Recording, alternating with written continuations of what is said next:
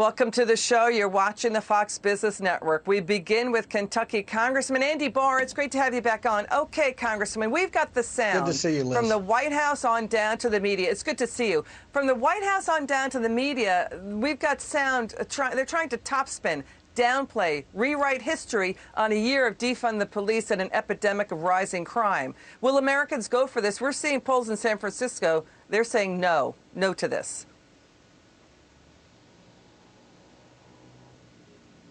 You there, Congressman? Yes, I totally agree that they're trying to rewrite history, and it's not working. It's not working because the American people are suffering under a surge of violent crime, 18% in crime rates up this year in 2021. And look at places like Portland, cities that have fully embraced the reckless defund the police movement. We're seeing homicide rates up 533%, shootings up 126%. And so, no, the American people aren't fooled by this. They know that reckless policies like defunding the police, the reckless and unbelievable anti-cop rhetoric that we hear from Democrat politicians, and then these policies like cash bail reform are all contributing to the rise in violent crime around the country. I didn't mean to leave you speechless with that. I'm so sorry about that. I thought you were going to have some sound from the White House there. Oh, we're about to. Let's get to that, actually. Great point. It's from the media and from Democrats. Let's watch the police chief in Oakland, California. Congressman, he's going to talk about how an $18 million budget cut to the police department has made the city of Oakland less safe. Watch this. 65 lives so far this year. Victims who have suffered at the hands of violence, whether it's shootings, robberies, carjackings, sexual assaults. All of these crimes are not speed bumps. These are people. You see, he's saying there are people behind the data. You know what I mean? So he's saying he's putting faces to the data. Go ahead. And no doubt about it. And it's obviously the American people who are victims of this. And by the way, minority communities are disproportionately negatively impacted by the defund police, the under-resourcing of law enforcement. And even right after the George Floyd tragedy, a Gallup poll was released that said over 80% of minorities in this country did not want a decrease in police presence in their community because they know that police presence is there to deter violent criminals. And when these irresponsible left-wing mayors and city councils started the process of defunding the police, we saw a spike in violent crime. And the New York City numbers speak for themselves. 97% of the shootings the last year in New York City impacted minority communities. So, look, the American people are not fooled by this. They know that the Democrats' reckless policies are responsible for the surge in crime.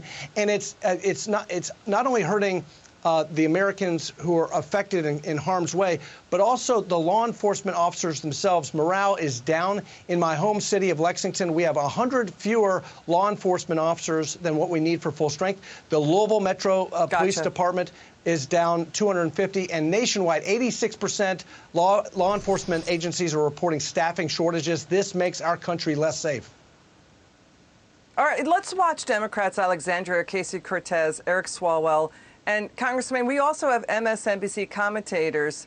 They're, without any evidence, they're trying to distract, downplay, and politicize. Watch this. We are seeing these headlines about percentage increases. Now, I want to say that any amount of harm is unacceptable and too much. But I also want to make sure that this hysteria, that this doesn't drive a hysteria and that we look at these numbers in context. Right now, you see a Republican Party that is rolling with the cop killers and not standing with the cops. What's your take on, do you really think there is an uptick in crime the way that Republicans are framing it? I don't necessarily think that there's an uptick in crime, and I can tell you that I know firsthand, statistics can be manipulated. I think that there are a lot of police unions and GOP operatives that would like for us to believe that this recent crime wave has everything to do with this idea of defunding the police. But guess what, Stephanie? The police haven't been defunded. So this rising crime is not the fault of the movement. It's actually the fault of the police.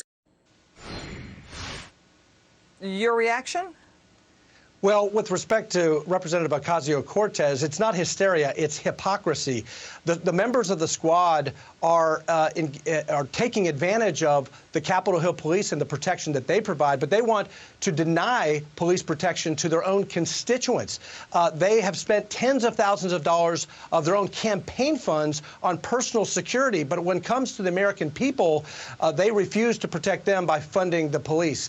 Look, the fact of the matter is, Liz, that if you under-resource law enforcement in this country, not only do you put the American people in harm's way of violent criminals, you also, ironically, will produce the very problems that we saw in the George Floyd tragedy.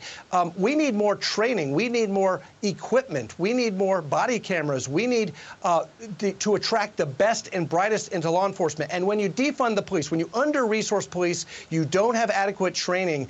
That's a problem. So all the way around, liberal Democrats are responsible for this crime spree in America. Got it. And they're not solving any problem. Congressman Andy Barr, good to have you on. Thank you so much.